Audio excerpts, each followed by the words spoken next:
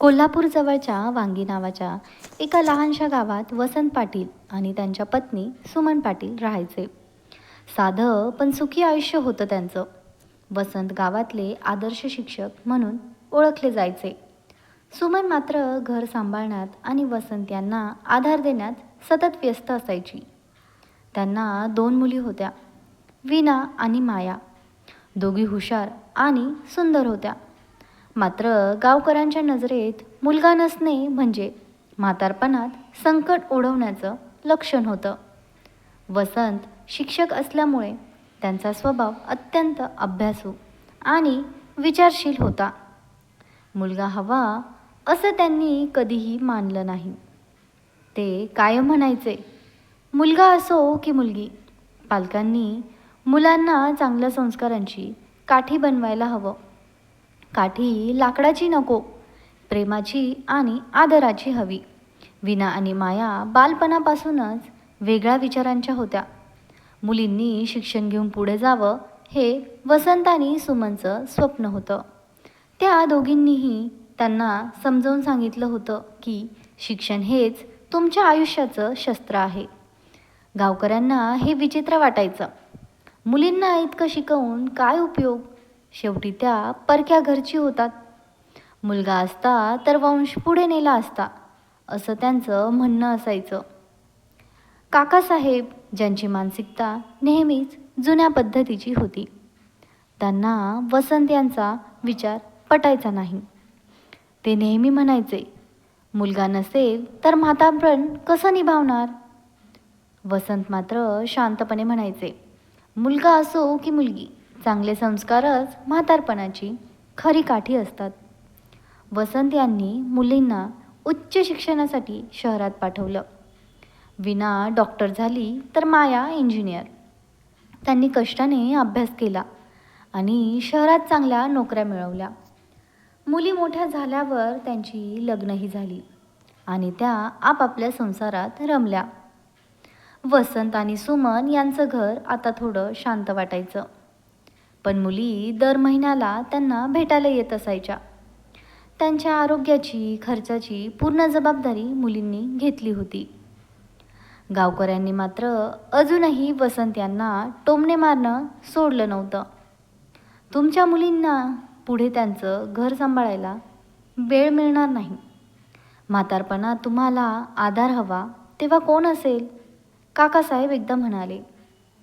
वसंत फक्त हसले आणि उत्तर दिलं, माझ्या मुलींच्या डोळ्यात मी प्रेम आणि कर्तव्याची जाणीव पाहतो.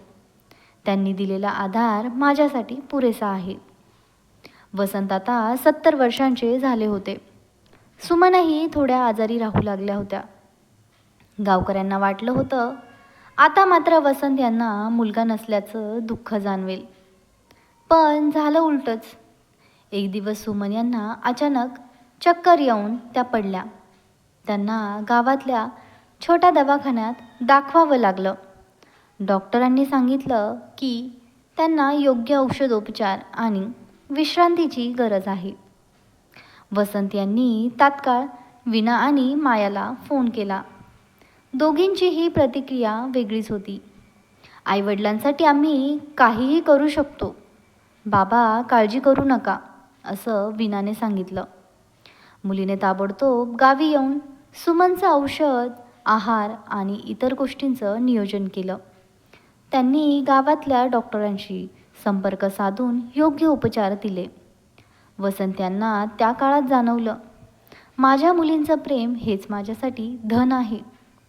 वीणा आणि माया आपापल्या कुटुंबासह दर 3 महिन्यांनी वसंत आणि सुमन यांच्यासोबत राहायला यायच्या.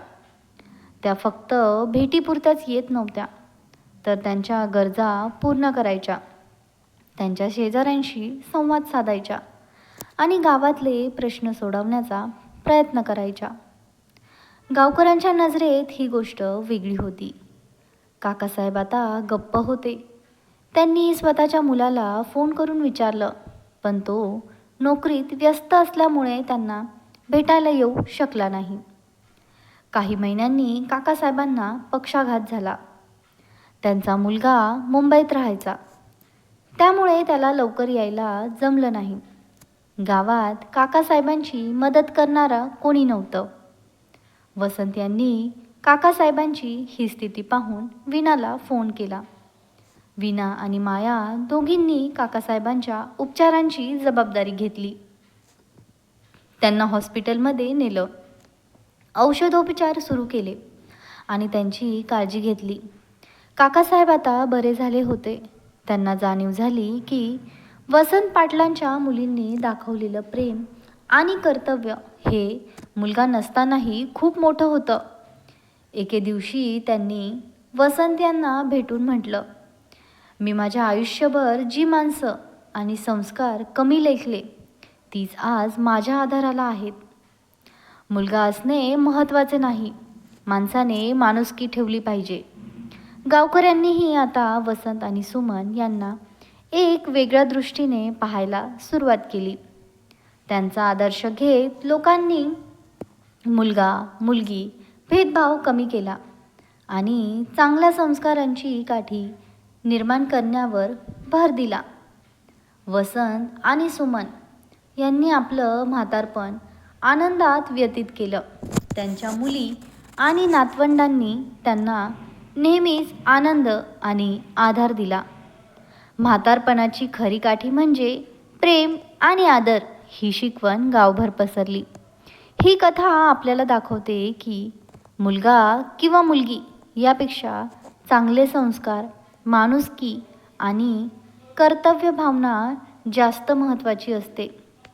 तर मित्रांनो, ही कथा तुम्हाला कशी वाटली कमेंट बॉक्समध्ये नक्कीच सांगा.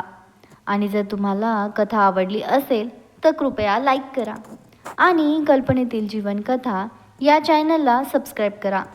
आम्ही तुमच्यासाठी अशाच नवनवीन कथा घेऊन येऊ. धन्यवाद.